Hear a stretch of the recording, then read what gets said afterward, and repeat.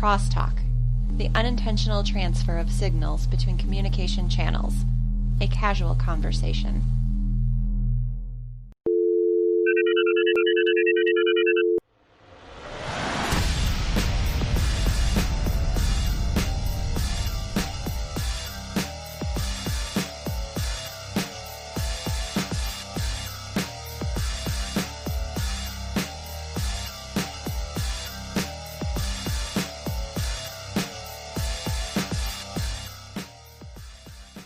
Hello world, this is Video Game Crosstalk, episode 045, the monthly podcast of gamers talking tech, science, and whatever else comes to mind.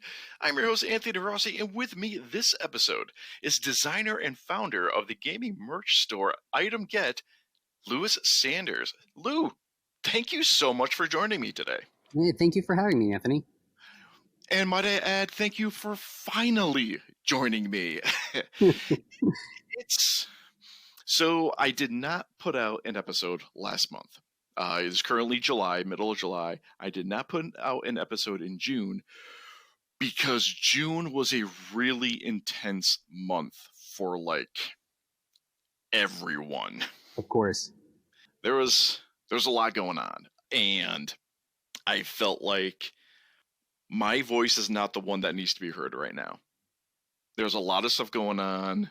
It's still going on. Things have died down a little bit, but for the month of June, I just thought, everything that's going on, and I just went back to work. I'm telecommuting for the most part, but my paid family leave has ended.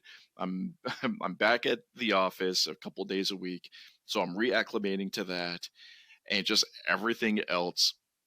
It's like I need to breathe, get myself back together. The world needs to figure some stuff out, so I just thought might be a good time to just breathe a bit.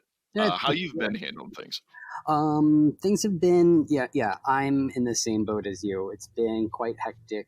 A lot is going on, a lot that I have personally just not have been silent about, and I've been quite vocal on many different social platforms, and also just in the community as well.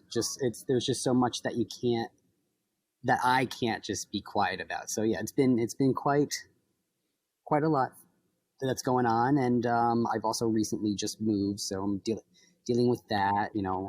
I just actually leased a car or purchased a car today, so I am so sorry. I know, my boyfriend was with me, and he was really happy about it, and I'm just I'm not really showing a lot of joy, just because I'm well, you don't have to make the payments, so yeah, right. I mean, that's exciting. My wife and I, thankfully, we are fortunate enough to be both gainfully employed, so we can afford what I would consider a really nice car. We're not driving any luxury brands or anything, but just the fact that we were able to have such a large down payment on the car and be able to get something that we both really, really liked as our new family car. It's great. It's not as much per month as I was expecting, but it's still, it's a payment. That's an extra few $100s every month. So no Tesla. No Tesla. That I heard you can play games in a Tesla. Really? Yeah. This is what I've heard. I don't know. I have not tested it myself, but this is what I've heard. I feel ashamed for myself for not even knowing about that. Mm. So I'm going to have to look into it. I'll get back to everyone, see if we can get that going. I wouldn't be surprised, but I need to verify. Yeah. So, I'm stretching a little bit just because I don't know how deep I want to get into it. But I mean, Black Lives Matters protests still going on. Been going on for a while. Still going on. I'm still personally supporting them. We just had Pride Month, which I feel so awkward discussing certain social issues, and I just need to get this out, so bear with me for a second. Yeah.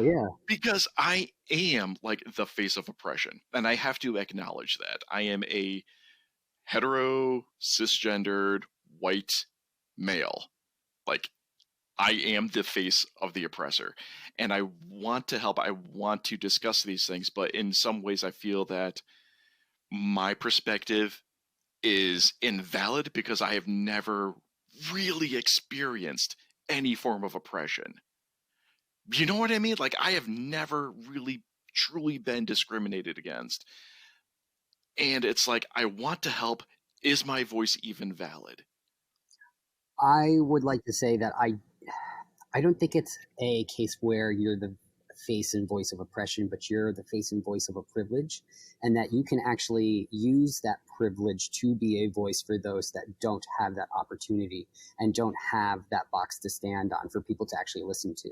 You have that ability and that privilege to be able to speak out, and you can help those that don't have a voice. So I think if you look at it in that sort of spin, in that sort of light, I think that's a great way to do it. Because if you're silent, then that's just as bad as being oppressive, if that makes any sense. Right, because you're not doing anything to change the situation. Exactly. Okay. So I think as a white male, you could totally, as a white cisgender straight male, you could definitely still be a voice for those that don't have a voice, or their voice is not being highlighted, not heard. All right, I'm going to try to get into that mindset. We love our allies. We love our allies. So and I do what I can. I really do what I can. I feel like I can do more, but okay. So let's get on to some happier topics. Now that we got past that a little bit, I do not mean to take away from the voices and messages that are being, spoken and need to be heard right now, but we all need a little bit of a distraction. We need a little bit of normalcy. So we got that out of the way. Let's get into some normalcy. I would ask you, what have you been playing? But you recently moved, and this was... So you moved from... I moved from Brooklyn. I lived in the city for almost 12 years now, and I just needed a break. So I moved up to Troy. This is where I grew up when I was younger. I have family here, I have friends here. And I wanted to get into more of the community in downtown Troy location, in Albany, just to, network a little bit more with the local businesses, with my side business. So I was not expecting that answer, and we're going to dive into that right now. You actually moved out of Brooklyn and out of what the majority of us would just kind of blanket statement refer to as New York City. You moved out of New York City into Troy, New York, in upstate. Yep. To increase your networking capabilities, your networking potential.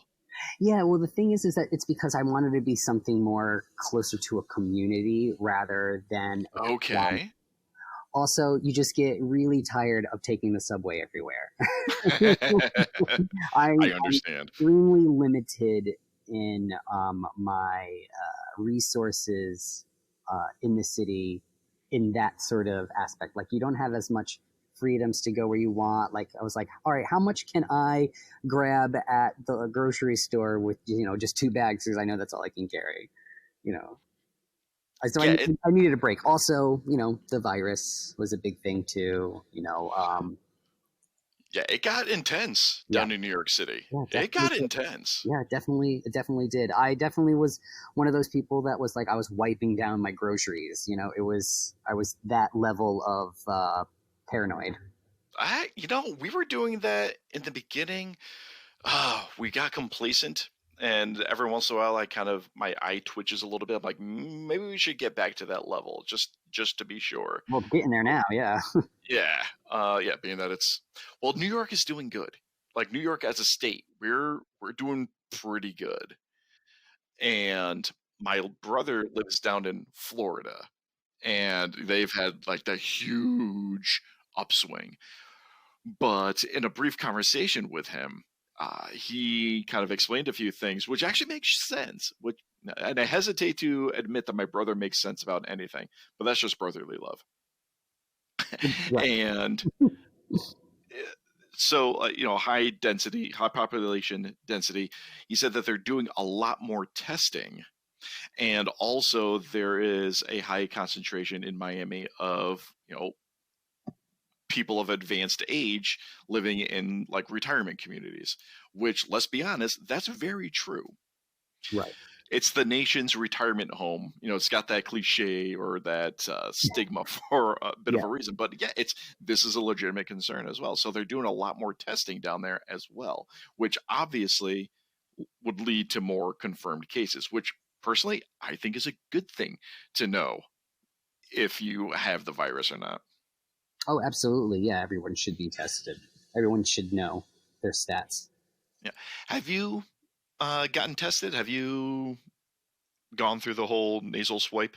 I have not yet, actually. I've been actually really good about quarantining myself. Like, I've been indoors for pretty much the most part of like the summer and since March, actually. Okay.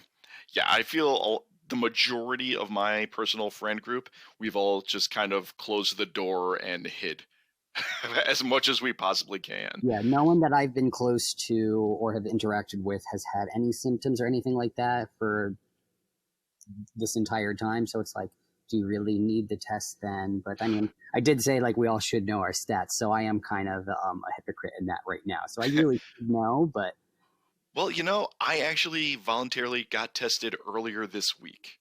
Oh, as just like a precautionary thing. Right. And I had to explain during a staff meeting, like, listen, guys, I'm going to get tested. Everyone relax. It's precautionary. Exactly. Because, just like you, I've been very careful. I've been self-isolating as much as possible. I am showing no symptoms whatsoever. I have not been in contact with anyone at all, 2 weeks or beyond. It's just more of a, I live in Albany. We actually have drive-through testing. Let's just get this over with. Let's just get it done. And I did receive my results in a few days, and I am negative for the virus. So fabulous, awesome. bud. That's great. It's just like, let's just get like the gavel confirmed. All right. So, but to go back on that one question. I just recently downloaded a game that a friend of mine told me about, and it was something that pulled my nostalgia strings, and sure, we'll go with that. I think it was released like a long time ago, but it's called 2 Point Hospital, and it's based on Theme Hospital, which was like an old PC game. I do not know this. Oh my god, I'm obsessed with it. It's like it's a tycoon sort of game, except you're running a hospital, and it's really cute. It's really fun. And it's an addictive, and it's a reboot of a game from like the early '90s. I remember playing it when I was much younger. I would like come home from school, and I'd play that for hours. And it's now on the Switch, it's been on the Switch for I don't know how long, but okay. So I just did a quick little. You know what? Would be a good one. Heck, I'll just grab the link itself.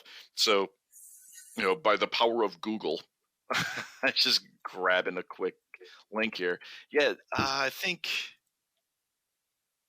2018 looks to be about the time it was released. IGN has a review of it dated September 6th, 2018.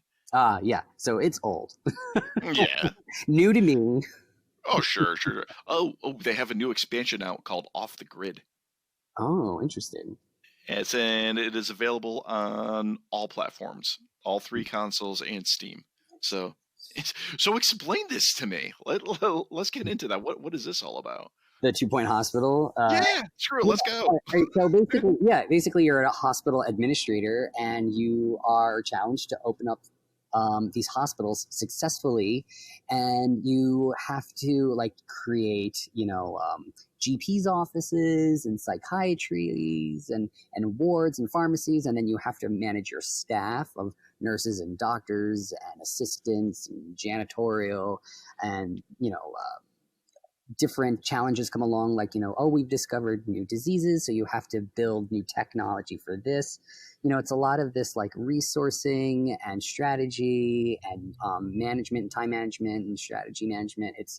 but it's really addictive, and it's done really cute in a way. Like there's always this overhead female announcer that says just like the weirdest things, like things like patience, please be mindful and do not die in the corridors. Think it's that sort of like cheeky, little thing, but it can get really crazy.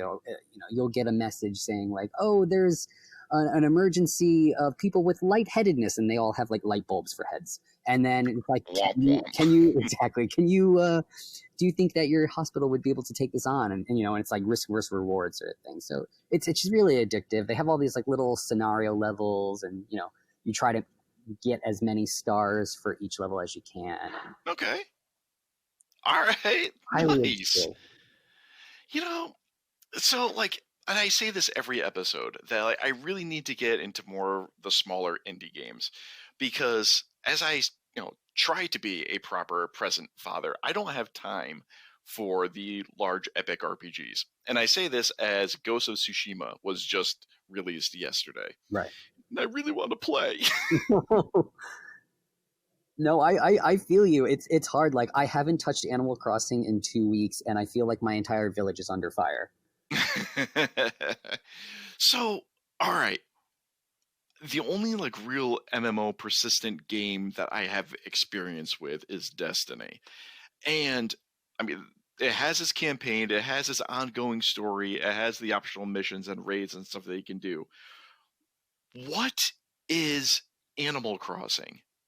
What is Animal Crossing? Yes. So I mean, you know what it is, but you want... Like, is there a campaign? Is there a story? Is there an end? Or is it just perpetually creating and growing a village? Well, basically, I think Animal Crossing came out at the perfect time, because during a pandemic where no one was able to go outside, everyone was able to do chores digitally, because that's what it is. It's digital chores. You're de-weeding your island, you're watering plants, you're chopping trees, you're building furniture, and it's just addictive just to constantly, collect these resources, which are time. They take up so much time to do these things, and they take up inventory space. You're constantly running back and forth to get this stuff. It's very similar to Harvest Moon. Have you ever played Harvest Moon? No, I haven't played a Nintendo title, and I'm looking at my calendar on my computer. Has it been 20 years since I've actually played a Nintendo game? See, I love Nintendo releases. I'm more of a Nintendo nerd than I am like a PlayStation or Xbox nerd. Mm-hmm. Like, I just saw the what was it? Was it yesterday that they did a release of all the games that are coming on the PS5? And I was like, meh, I don't know, maybe. Yeah, it's but like that's what's wonderful about. Say that again? Resident Evil looked good, and so did the re-release of Demon's Souls. Oh yeah. It looked really pretty. But like that's the thing about like the gaming community and like the gaming scene. There's something for all interest levels. Okay. And for like the more hardcore, more intense gamers, consoles have some amazing titles. PC is just on another level, always will be. That's just kind of understood. But there's something to be said about just sitting down and being entertained and enjoying yourself. Yeah, all right? Absolutely. Yeah, there's a category for everyone. And if doing cute vegetable chores, because I guess turnips are a big thing in Animal Crossing. Yeah, because turnips are stock. It's basically stock. Like you buy turnips on Sunday. You can only buy them on Sunday, and it has to be before 12 o'clock. And Anthony, I would set an alarm so that I would not, because one day I actually slept past noon, and I was like, oh my god, I forgot to buy turnips. Oh my god, what am I gonna do? And then throughout the week, the Tim and Tommy, these little raccoons, they will buy them from you, and the price goes up or down. So it's gambling, but it's so addictive.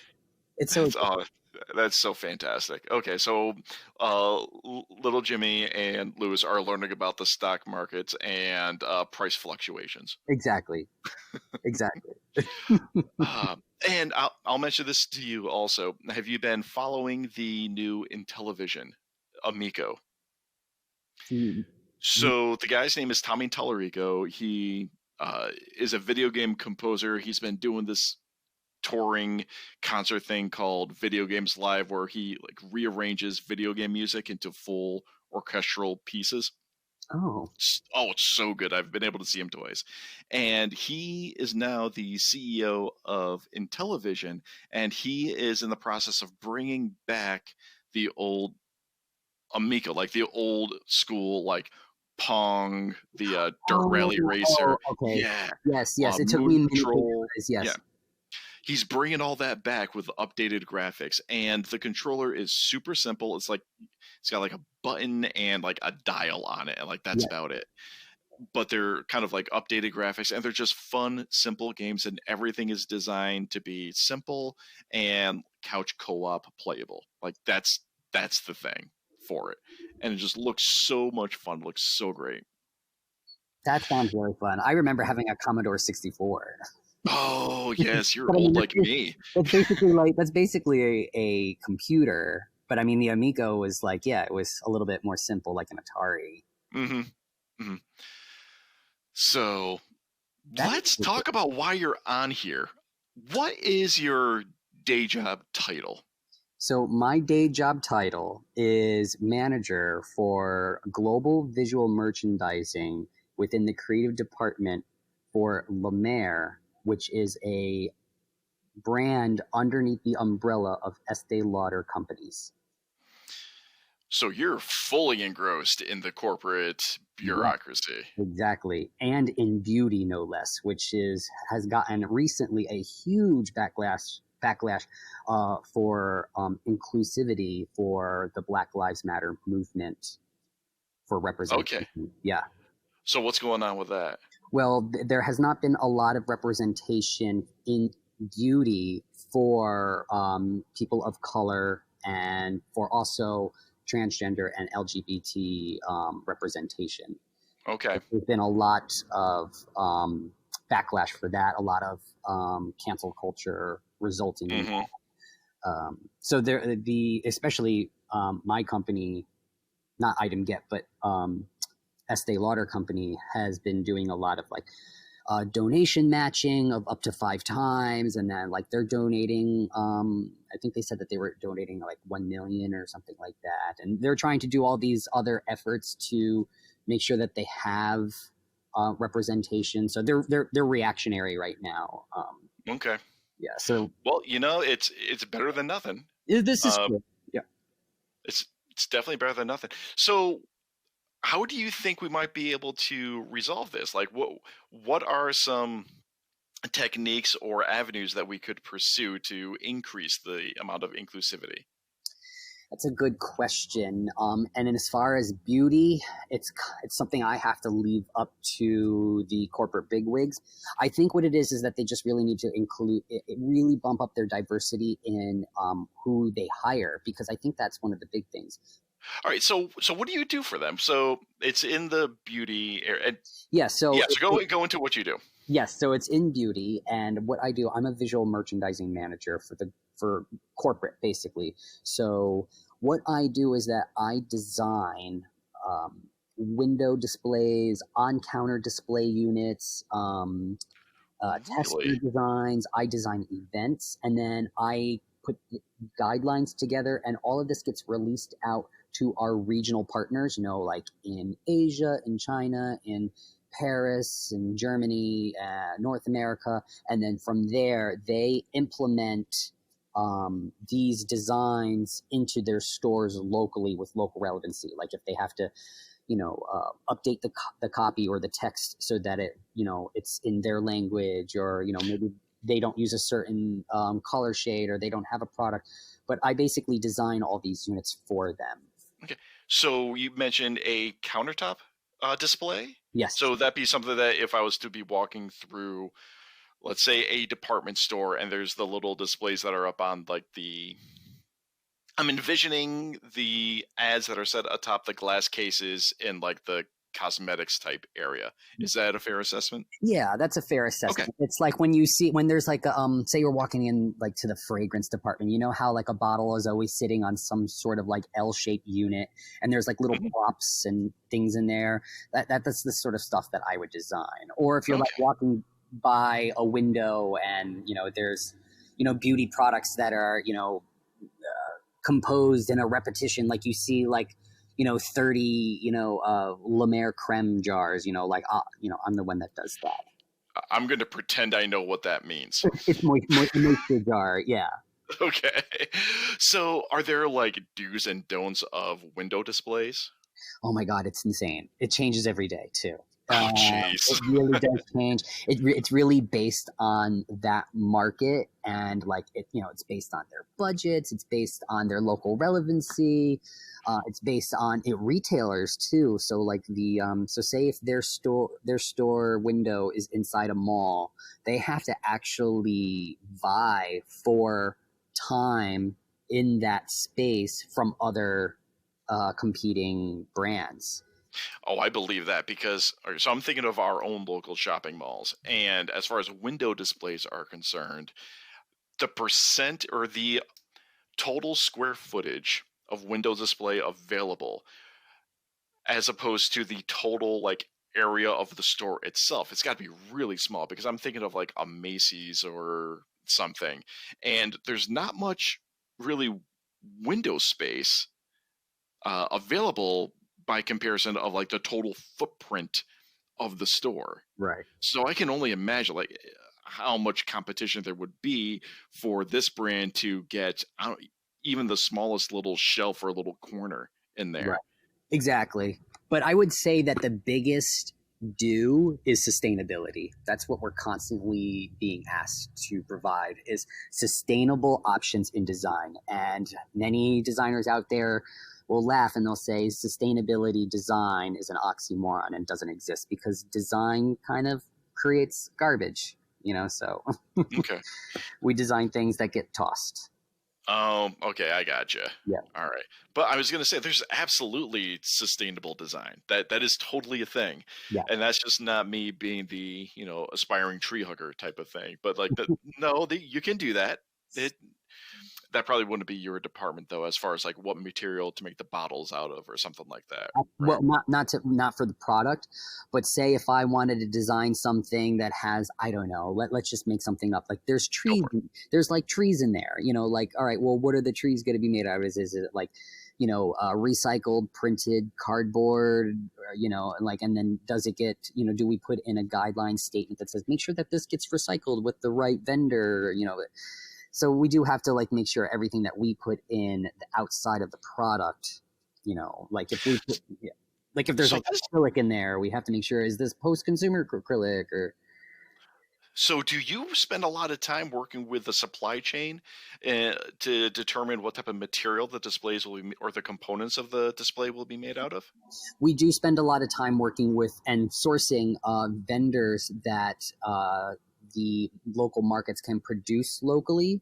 Because I don't work with a vendor to have them produced here and then it gets shipped out. Everything Mhm. we send out the designs and instructions and construction drawings, and then from there we also recommend, okay, this is a vendor that we found that works globally, and this is a vendor that's like kind of in your area, and they use sustainable materials, work with them. Okay. Oh, that's really interesting. So you start to get in contact with the like fabrication vendors Yeah. who will be able to make the components for the display. Yes. And it's what's really great about all this is that it's given me so much practice when I started to move into doing my side business. Okay.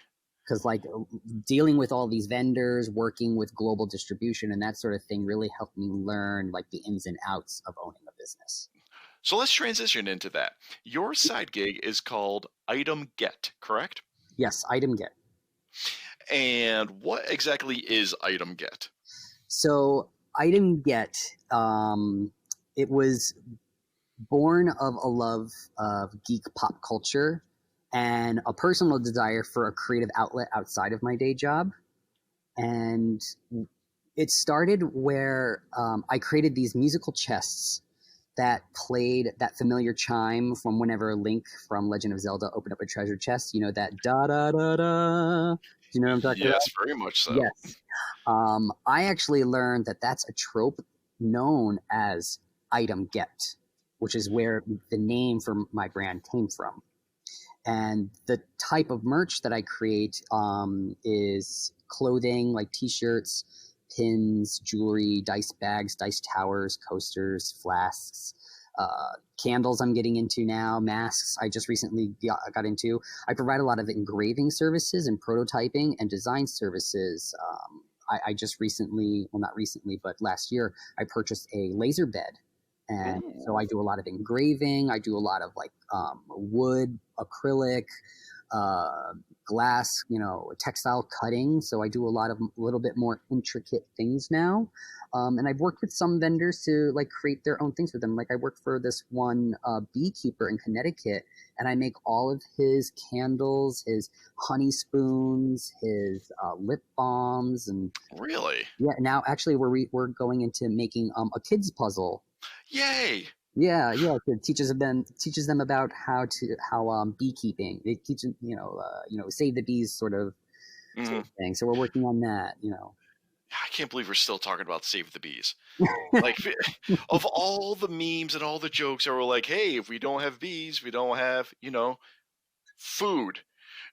Exactly. I'm like, guys, it's true. come on. I know.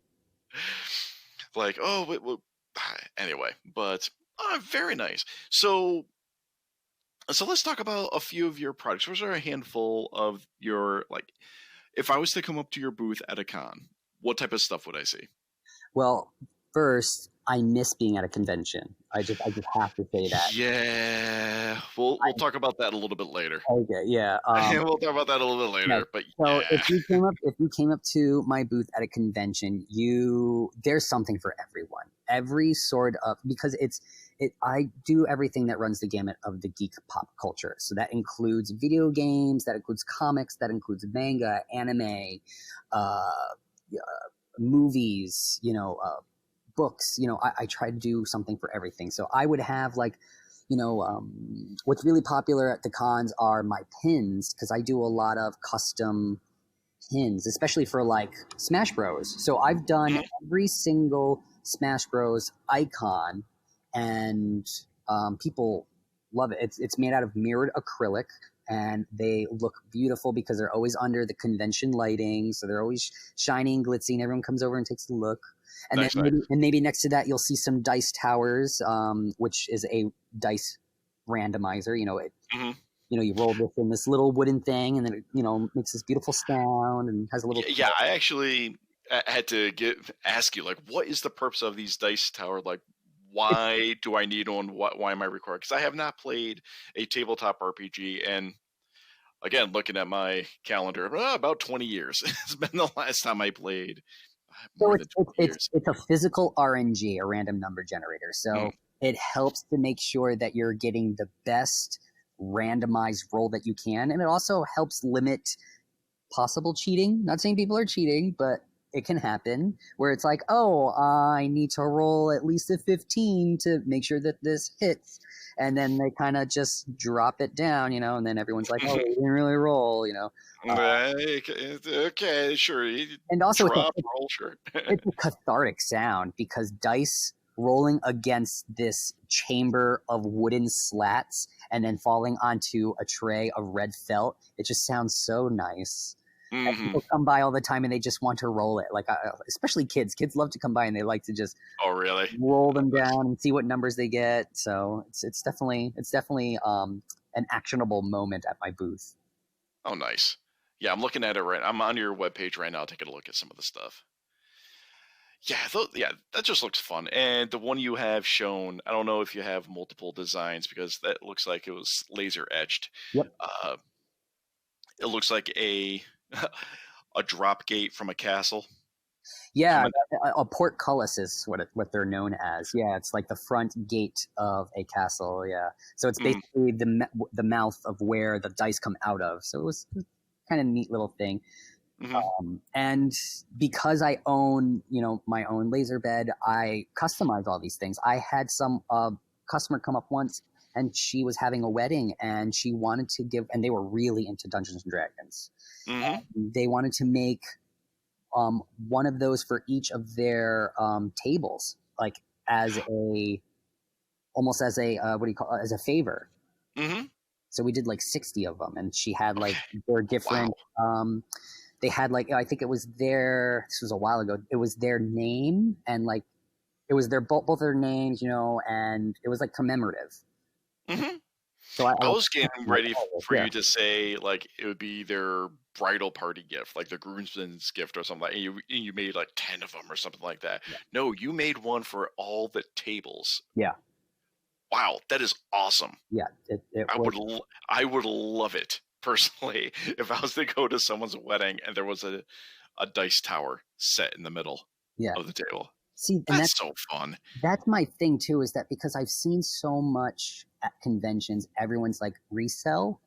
I see a lot of resell like pop figures and those grab boxes, and I just get I get so crestfallen when I see this, and I'm like, I like to offer something original, handcrafted. It's made well, it's customizable.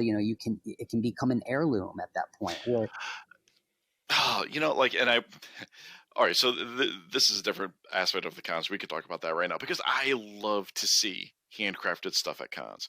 If I am doing my little tour, looking for vendors to interview for the podcast, or looking to network with different vendors or people in the community, if I walk by, and even if you have a double or triple booth set up and it's just a wall of pop figures, I'm not even saying hi. Like, I'm just not even saying hi, because I get it. If it sells, it sells, and we're all here to make money. I get it. Business is business. But that tells me that you don't have an interesting story to tell me. And that, okay, you're selling pops. Yeah. Okay. Yeah. And I gotta say, there's a lot of stuff at your booth that I don't see at other booths. Yeah. Which is fantastic. I'm also looking right now, and when you see it laid out in display, it just seems like such an obvious gift set that you would find somewhere. But it's all of the rings from Lord of the Rings. Yes. Yeah, the coaster set there. It's a coaster set. I'm looking at this, I'm like, why is Lewis the only person that I know that is selling these or making these? Because it's just right there. And you have all of them. Well, okay, if I click on it, will it give me the full? Yeah, it should give you the full. Yeah, I'm looking at it right now. So 7 rings for the Dwarf Lords in the Halls of Stone, and 3 for the my nerd is in question right now. So, wait, I can enlarge it. There we go. 3 for the Elven Kings Under the Sky. Yeah, that's... Why is no one else doing that? But good for you for being able to explain that. I think probably because they take a long time to make. Yeah, I am looking at them right now, and there's a lot of thin little lines around the edge. But you know what, though? It's worth it. And it's such, $30 for a set of 4 wood coasters might seem a lot, but then when it's something that is handcrafted, it takes a long time to make, and you can't get this anywhere else. There's something about that. Yeah, and these are not cheap woods. I'm looking at the set, either cherry, walnut, or maple. Like this. Exactly.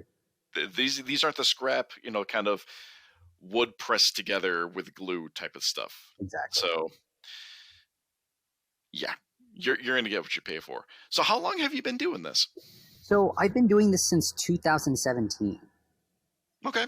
And like I said, I first started with these like craft treasure boxes that I would stain, and then I lined with felt, and then I created a false bottom that had a sound card with a activator on it. Mm-hmm. So whenever you open the box, the light would activate the sound, the da-da-da-da. And I was selling those, and like I think a couple shirts, and I went to one convention that one year, and I fell in love with the con scene. I mean, I've gone to Comic-Cons before and other conventions as an attendee, but being a exhibitor and Oh, it's so much fun, isn't it? someone like me that, like, I thrive on the just talking to people. And so, Mm-hmm. like, I won't eat an entire weekend just because I'm just like, literally, I don't have the time, and I'm just feeding off the energy of other people when they come over and they want to talk. And what I love the most is when people come over, they talk and they want to talk. They're like, "Oh, this is really cool. I see this this dice bag that you have here. I play D&D." And I'm like, "Oh, what's your character? Are you a DM? Are you a player?" So, like, I get in these long conversations with people. And then it's great because usually at the end they'll like, "Oh, I'm going to drop $75," and I'm like, but I mean, like, and then I see them again. Usually, like, I get quite a following of people that are like, "Oh, I remember you," and like, "Yeah, you sold me this, and I love it," or like, "My son loves it," or my girlfriend loves it. Then they're like, "What do you got new? What's new?" Mm-hmm. I love the convention scene. I sincerely hope you're enjoying this episode of Video Game Crosstalk. If you would like to help support the show, please consider becoming a patron at patreon.com/VGXTpod. Even as little as $1 per month will help covering the cost of web hosting and other associated overhead of being a content creator, and you will gain access to other bonus content, such as video shorts and extra podcast audio. Once again, visit patreon.com/VGXTpod and become a patron today. So let's move on to some science and geekery. Yeah. Yeah, got a couple headlines here. We're gonna kind of comb it down a little bit. The first one, though, I really want to talk about, and it's the Apple Glass. So now Apple is getting into the wearables scene. And the details leaked. Now, as I mentioned, it's been a while since I've put out an episode, and we both had schedule complications. So some of this stuff is kind of old that I have here, but it's worth discussing because we are, like, once again, a company's trying to get into the wearables scene. But Apple's doing it now, and it looks like they're beginning to figure some stuff out. Were you able to get a good look at this article? Yeah, so it's interesting to me because Apple has been, and I'll probably get some flack for this, but I have always felt that Apple has not been innovative, but they've just been, let's see what everyone else does with things, and let's let them do the research and development, and then when they fail, we'll pick it up. And that way we don't have to do all that research, and then we can just put our own spin on it because we can make our own QR code now. So, yeah. Well, you know what? As an Android user for my phone, that's exactly what Apple does. Yeah, because every time the iPhone comes out with new features, it's like Android's been doing that for the past 2 years. Yeah. Welcome, welcome to the game, guys. But I mean, they got me, Anthony, because I'm talking to you on a MacBook Pro. I'm checking my iPhone, and I have like my Square app on my iPad that I use as my register. So they got me. Yeah, they do. You can complain all you want, Dance Monkey, because you're gonna keep buying our stuff. But what's really cool about this is that it says that it can actually work with prescription glasses. Yeah, that's an interesting feature. So I didn't see how was it. Does the glass itself adjust, or is it worn over your prescription glasses? Yeah, we're gonna have to wait and see how this all shakes out. Yeah. I've got the article posted in the show notes, so that'll be shared with everyone. But it's really interesting to see, because if we can get these on normal looking glasses, as much as I love the, futuristic hollow visor thing that the Google Glass was, when you're wearing one of those, it's blatantly obvious, yes, I'm wearing a wearable technology. Like, I'm wearing a Google Glass right now. It's because no one's glasses look like this. Exactly.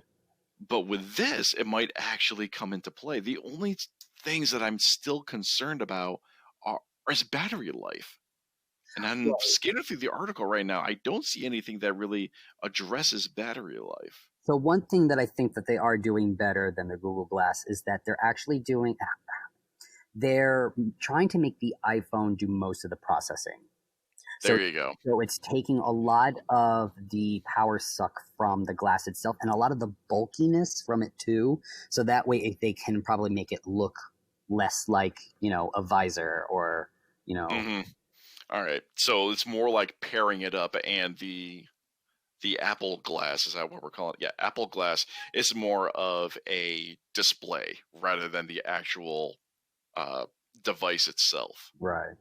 It's more like a peripheral. Okay. Yeah, exactly. I mean, yeah, I wouldn't say I'm excited to see where this is going, but like, I'll keep an eye up, Mm-hmm. an eye out for it. I mean, it could be interesting as a wearable for like, say, like in our current climate. Like I've gone to a lot of protests and things like that, so it would be great to just be able to easily snap, turn it on, and you're recording everything and.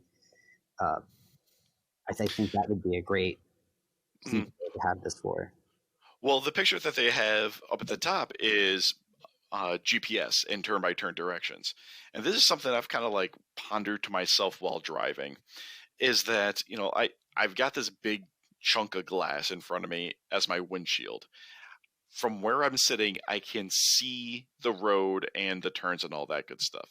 And in other games, with more modern games, if you turn on like the directions, like take me to this waypoint type of thing, the game is smart enough to know where the roads are and create like its own turn-by-turn directions.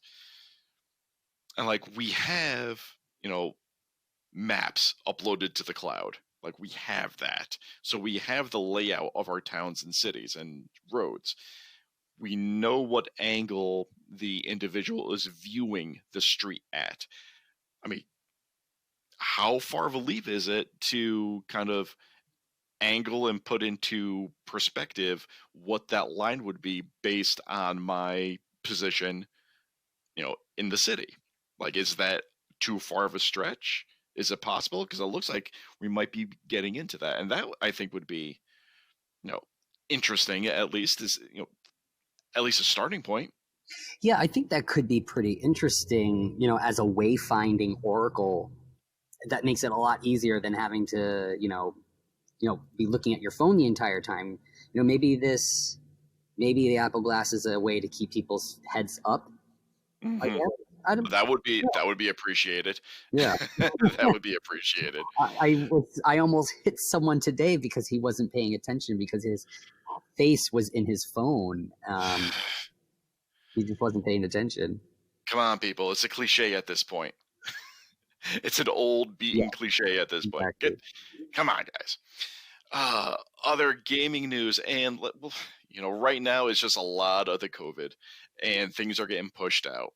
And right now, I mean, I have 2 games that have experienced delays recently, and like, there's just nothing we can do about it at this point. Cyberpunk 2077. As a Nintendo fan, I kind of doubt you're looking into this one all that much, but I mean, if you haven't heard of Cyberpunk 2077, you just don't pay attention to games at all. Please tell me you've heard of Cyberpunk 2077. Cyberpunk 2077? You're killing me, dude. Oh, you're killing me. I'm sorry. This episode's over. Okay, so you know what? There's a place for everyone in the gaming community. Exactly. Listen, Anthony. Okay, so I'll give you the games. Okay, I'll give you the quick rundown. Have you heard of The Witcher? Wait, no, I've seen something because I remember seeing, the Keanu Reeves CGI brought in. Okay, all right. I don't have to end the episode early. So, yeah. So this is made by the same people who made the Witcher series. This thing's going to be huge. And like, the game's been pushed back already because the studio is like, listen, even in some of their earlier promotional material, they would give a new teaser trailer and say, due out or to be released when it's ready. Like, that was literally part of their advertising, that we will put it out when it's ready. And they've pushed it back twice already. And they're pushing it back again. And the general consensus from the community is like rage, rage, profanity, profanity. Okay, we understand. So has like you personally, I mean, with Item Get, outside of doing cons, are you still getting a lot of online orders? See, that's the thing, is that I was doing most of my business at a convention, and then my website, which I've just recently made live, because I was using Etsy as a supplemental for Okay. like if I ran out of stock or something, I would direct con goers to that. But yeah, the conventions were the best way for me to sell. Mm-hmm. But I recently, because of COVID, I've actually had to like really push digital first activations and outreach. So, I went and I purchased my website. I'm trying to transfer everything to that. That's why you might look at it right now at shopitemget.com. You're probably not going to see everything that I offer, but I'm trying to put stuff up there. 2 weeks before I moved, I was putting up an item a day, just trying to really get in there. And like, it's a full-time job to Oh yeah. run a website, to make sure everything, has the correct SEO tags, and, make sure that you're posting to social, and make sure you're posting at the right times and tagging the right things, and Instagram, Twitter, Facebook, you name it. It's a full-time job just to do that on top of my full-time job, so, Yeah, and then yeah. I actually have to handcraft these things too. So it's like, where does my time carve out, and then I need to play games. So, So like that's like the biggest challenge for me with this podcast and some of the YouTube videos I've been putting out recently. I actually have another set of lore videos that will be out. I'll probably push one out like once a week to kind of space it out. But like doing the social media outreach and being present online, that's what I have the biggest difficulty with. It's been super frustrating at times for me because I'll try to be a part of the community every once in a while.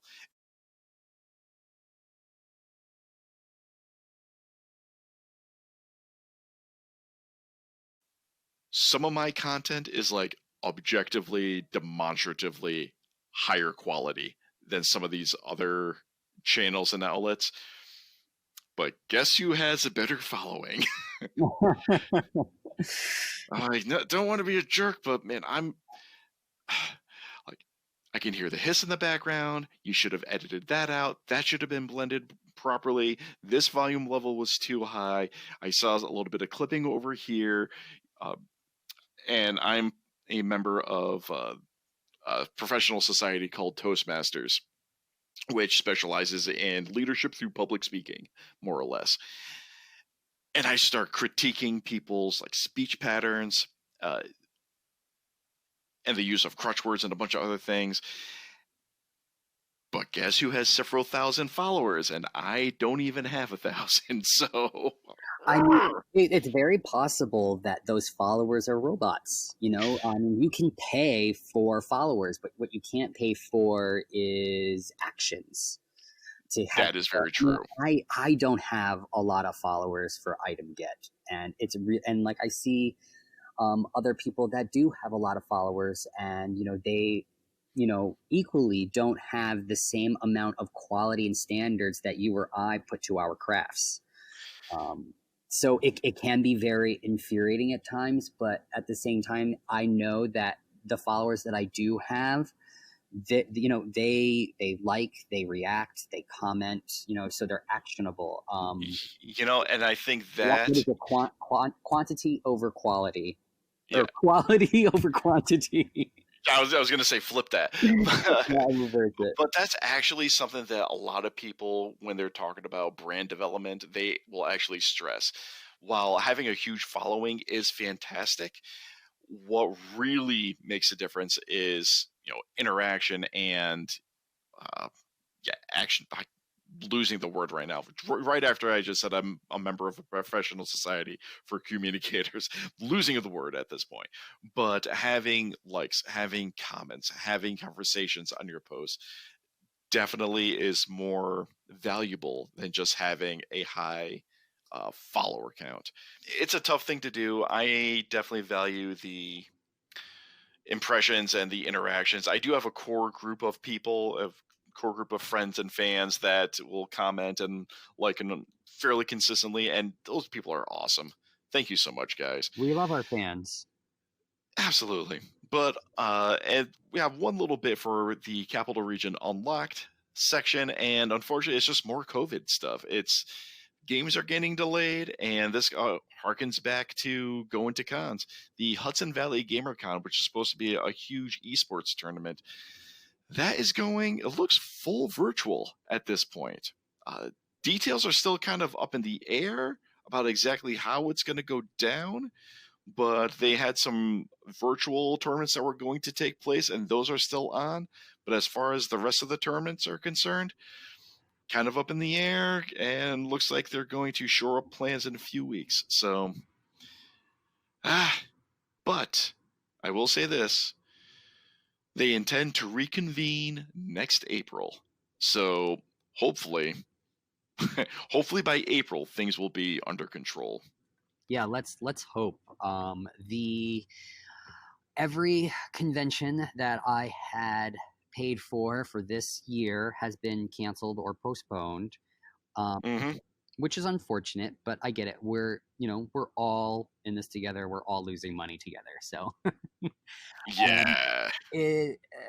Some organizers have been really good about, hey, if you're going to keep your spot with us and not ask for a refund, we'll have something special for you. Like, either we'll give you, early bird, choice on your, booth location, or, we'll give you an extra exhibitor pass to have another person with you, or, they've been trying to do stuff like that. Some have just been like, well, we canceled, here's your money back. Which is understandable also, because it's like, talking to a couple of the organizers for the Empire State Game Expo, super great guys. And in talking to them as they were getting it going, I got a little bit of an insight of what it's like kind of behind the scenes in organizing. It's a lot of work to put on a proper convention, and it's expensive. It is really expensive if you're going to have it in a place like, say, the Capitol Center in Albany. Yeah, absolutely. Especially because when it comes down to even just the insurance is astronomical. Some of them require million or more, multiple million policies, $1 million policies. It's insane. And then even for the vendors, we have to pay for this stuff well in advance. Oh yeah, it's a domino effect. Like I've had to pay for some things like, I'll have my credit card racked up to like 6, 7, 8, almost 10,000, 9 months before things are headed out. So it's like I'm paying interest on these things, and then when it gets canceled, I still paid that interest. So it's so and the ones that I'm keeping. That I'm keeping on till next year. I was like, so you basically just got like a 2-year early bird, loan. It's just, it's tough. It's definitely tough for everyone, for vendors, for organizers. It's tough for the attendees, because it's such a community, these conventions. So it's good to hear that the organizers are trying to work with you, though. Somewhat. It is what it is. Yeah. The organizers I've been working with, so far it's been either, because one of them, all I did was get press pass. So it's like, all right, you can have your $0 back. Woohoo! But where I've had vendor space or sponsorship, it's basically been just like, hey, we're going to carry it over to the next event next year. Exactly. So, all right, I can handle that. For the virtual conventions, though, I have not really found any of them to be successful, or at least for vendors like me who create tangible physical objects. So that has been very difficult for me. I've tried to kind of tune in to a few of the virtual cons, but it's too much just watching TV for me. Yeah, I You think that's know? what it is. A convention, you're going somewhere, and like you get there's a lot of impulse purchasing. There's a lot of excitement from that, and that's where I get a lot of excitement because it's hard. People don't know what they want until they see it, and Hmm. they're not going to search for it because they don't know it exists. And so a lot of times at a convention, you're a salesman, you have to pitch and you have to show like, oh, this is exciting, or oh, I see you're wearing a Legend of Zelda shirt. I have Legend of Zelda stuff. Come look, this is Oh yeah. so it's like, it's almost like it's like I'm a pop-up ad, but in real life. It's Yeah, right. uh, Well, and I love taking pictures of all the cosplayers. yes, And at a virtual con, you're just going to get those who are like entering the virtual cosplay contest. yeah, But there are others that, I mean, I've been to some cons where just the local ones, I've seen some amazing cosplays, but some of them who are at like the really top tier level, they don't even bother entering the cosplay contest because like either is that's just not their scene, or it's like I've won cosplay contests at larger cons. I'm going to let someone else kind of have a go at it this year. yeah, Or, I've been competing in these for years. I just don't feel like competing this time. And at a virtual con, you're just not going to see those people. So and again, going back to where you're saying, it's a physical experience to be around everyone and everything. So I applaud people who are trying to make these virtual cons happen. It isn't working for me personally, which is really sad and unfortunate. yeah. I haven't heard too much in any sort of social channel, like if it has been doing really well for people. But it does sound like to me, like even like the panels, it sounds like it's like watching TV.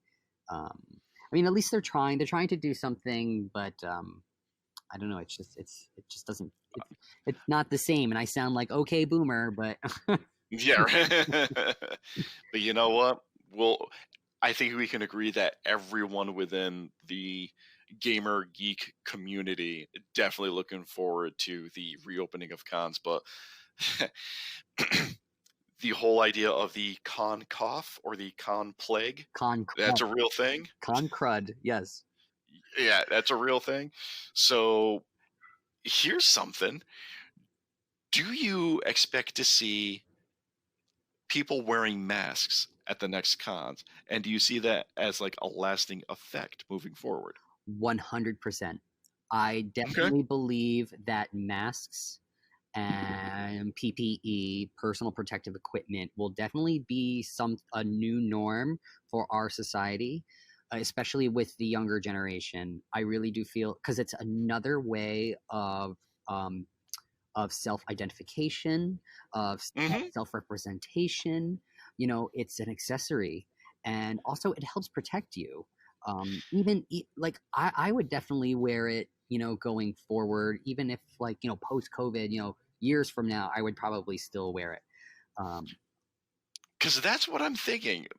Like, It would definitely help if I, in those contained, venues where there's hundreds, thousands of people, and like, and I'm, you're talking with everyone, you're shaking hands, all that sort of thing. I mean, well, why not? and like, I've heard a bunch of like celebrities and executives and like management seminars and stuff.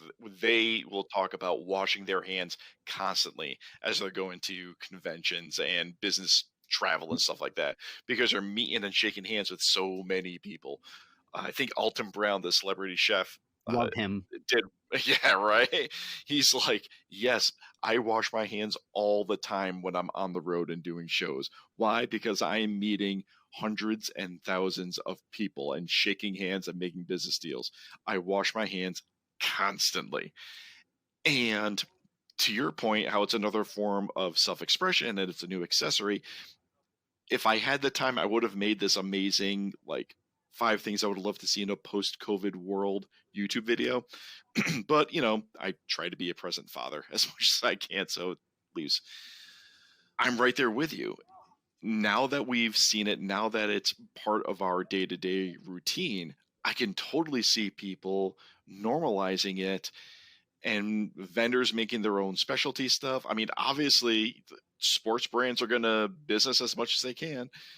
Get your New York Giants, get your Seattle whoever face mask because hey, it's PPE and you get to rep your team at the same time. So is that going to happen in the geek world? Of course it is. And the cosplayers and crafters were the first people to bring that up or take up that mantle. Yeah, absolutely. I've already seen like Animal Crossing masks. I've seen LGBT masks and things like that. The only thing I will say is that I hesitated for the longest time of creating masks because I felt like there was some sort of level of profiteering from a tragedy, and I didn't want to be known as someone exploiting that. So for the longest time, I was really against it. And then especially in the month of June, where we had Black Lives Matter movements and protests, where we had pride rallies and protests, and I saw these companies were producing shirts and headgear and masks and things like that. But then when I would look, I was like, are you donating any of this stuff? And then you would find out no. During the Black Lives Matters movement, I created engraved pins, and all of the proceeds I was donating to Black Lives Matters charities.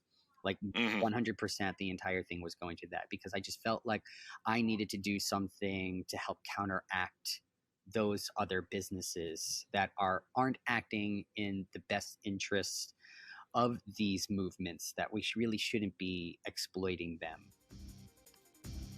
Completely agree with you. Audible.com is giving listeners of this podcast an opportunity to check out their service by offering a free audiobook download to start off a free 30-day trial. All you have to do is go to audibletrial.com/VGXTpod and sign up for your free trial and download one of over 180,000 titles, such as The Way of Kings, Book 1 of the Stormlight Archive by Brandon Sanderson. Roshar is a world of stone and storms. Uncanny tempests of incredible power sweep across the rocky terrain so frequently that they have shaped ecology and civilization alike. Animals hide in shells, trees pull in branches, and grass retracts into soilless ground. Cities are built only where the topography offers shelter. Across the ocean, an untried young woman named Shelyn seeks to train under the eminent scholar and notorious heretic Dalinar's niece, Jasnar. Though she genuinely loves learning, Shelyn's motives are less than pure. As she plans a daring theft, her research for Jasna hints at secrets of the Knights Radiant and the true cause of the war. Once again, go to audibletrial.com/VGXTpod to start your free trial. So we're going to move on to the final segment of the show. This is time for the final 5. These are 5 questions to wrap up the show. These questions range from irrelevant to irreverent. The first 2 are always the same, and the last 3 have a theme. Ooh. Here we go. Question number 1. Coffee or tea? Coffee, black, iced. I've been drinking a lot of iced coffee recently. I normally don't, but these days have been getting hot. I'm looking, so it's 9 o'clock And at if night it's right cold now. brew, it's better. Yes, but I'm just saying it's 9 o'clock at night right now, and it is still 80 degrees Yeah. where I am. That's yucky. Yeah. And we do not have dry heat in the Northeast. No, we do not. It's yucky. So I've been drinking a lot of iced coffee recently. So I'm with you on that. So we've talked about video games a bit. Do you play any tabletop games? How much time do you have? So that's a yes. Love tabletop games. I mean, Dungeons and Dragons obviously is number 1, but recently I've been playing a lot of Seven Wonders with my family. Oh, nice. They love that game. Seven Wonders. There's this game called Unfair. And again, Okay. another tycoon game. You're seeing a pattern here with me. You're basically an amusement park entrepreneur, and you're trying to build a theme park, but you have your competitors that are building a theme park, so you can sort of sabotage them. Okay. It's a card game, but you have like a board that you place cards on and stuff like that. But that one's definitely really fun. And All right. I have a few other games that I have not opened up yet. They're collecting dust, and I'm just waiting to bust them out because I haven't had a game night since February. So there's another couple that we have our game night with, and we've started moving into a lot of the legacy games. Yes. And we've done Pandemic Seasons 1 and 2. Oh wow, that's where you rip up the cards and all that. Yeah. Oh yeah. Oh, it's great. How do you feel about it? Do you like ripping them up? Oh, well, we actually saved them all. Oh, so we kind of put them into like a little baggie that says trash. But at the same time, like once you play the game, like half the fun of the game is finding out and being surprised of what comes next. Yeah. So once you play it, it's like, all right, well, that's that type of thing. Yeah. So, and most recently we've started giving all the trashed cards to my 3-year-old for him to play with. So they're essentially torn apart. Right. Anyway, we have been playing Clank, but there is the Penny Arcade version of it. Interesting. I have not played Clank. I know of it. I have not had an opportunity to play it yet. I've heard great stuff about it. Oh, it's a lot of fun, but the Penny Arcade Legacy version of it introduces all the Penny Arcade humor, and everything is like, it's as if you are in the corporate bureaucracy as a fantasy adventurer. Interesting. Yeah, it's hysterical. All right, last 3 questions. And this is a play on your shop's name, Item Get. So these are all going to deal with items. So question number 3, what game has the worst inventory management system? Oh, Animal Crossing, by far. Really? Yeah. Oh, wow, that was quick. It is one of the most annoying things I've ever experienced. Okay, because I have here in my notes Super Mario RPG on the Super Nintendo. Okay. Yes, but no, Animal Crossing beats it because you can't, a lot of things don't stack. Your inventory isn't linked up with like your little workshop that uses those resources. Oh no! You have to constantly go in and pull things out. You can't really rearrange everything. You can't filter things. It's so annoying. It's really annoying. At least in Super Mario RPG, you could filter, but nothing stacked. That I remember. Yeah, that was painful to work with. Yeah. All right. Question number 4: are you an item hoarder? I am a purger, actually. Really? Yes. Okay. Yes, it's actually really interesting. I love to throw stuff out. I love to get rid of things. My family, they're all predominantly hoarders. Not to the point where they're like on the show, but like they're not going to throw, a broken Barbie out because like, someone will play with it, Or me, I'm just like, get rid of it. If you haven't touched it, Marie Kondo this, just get rid of it. I can't. Yeah, I've started getting better. Past like 5-10 years or so, I've been getting more and more of a purger as well. Well, as like my life continues to grow and all these kind of side hobbies that I've kind of wanted to pursue in the past never came to fruition.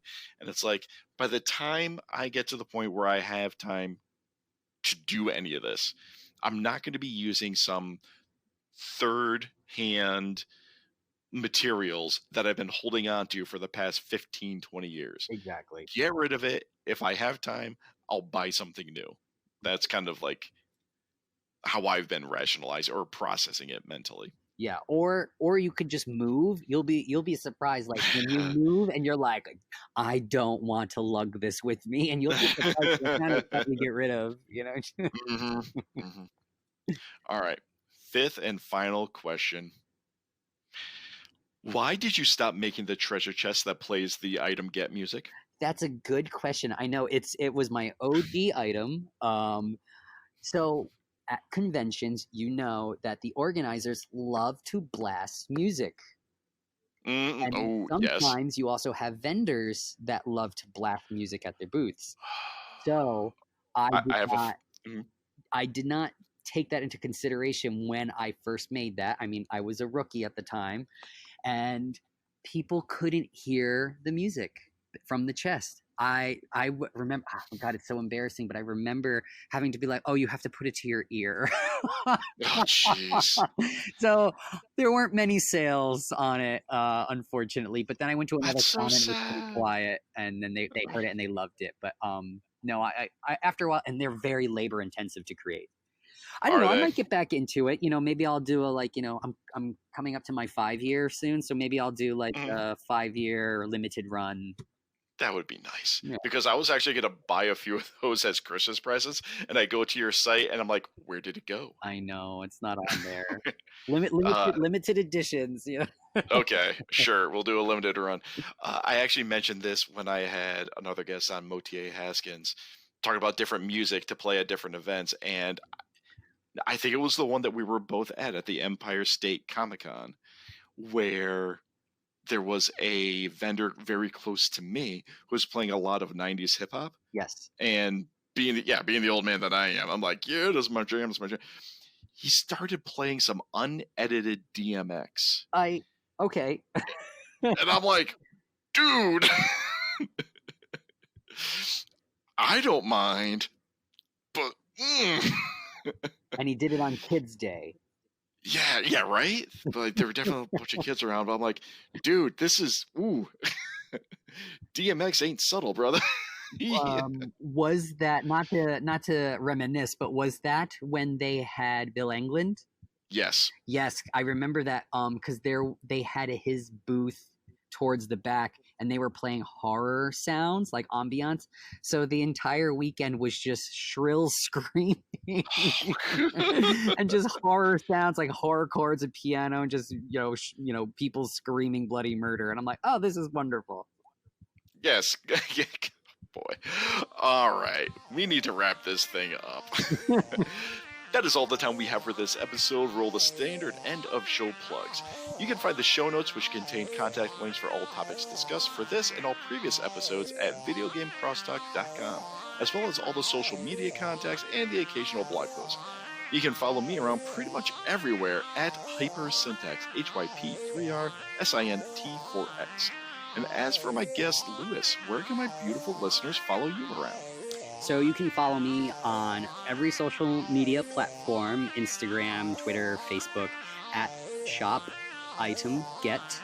And you can check out my wares on www.shopitemget.com. And we are going to do a little giveaway, yes? Yes, we are. Okay, we're going to work this out. So after the show, we're going to hang around for just a little bit more and talk about how the Sandman series is actually going to audiobook. Very excited. And to go along with that, you actually sell a Key to Hell. Is that a necklace? Yes, I do. It is a black glitter acrylic necklace replica of the Key to Hell that Lucifer gives the Sandman in the Sandman series. All right, so we're going to have a little bit of a giveaway. I'll be posting the links for that on the social media and all that good stuff when we get around to it. But yeah, be on the lookout for that. It'll be your standard, follow this social media account, follow Item Get, because got to boost them metrics.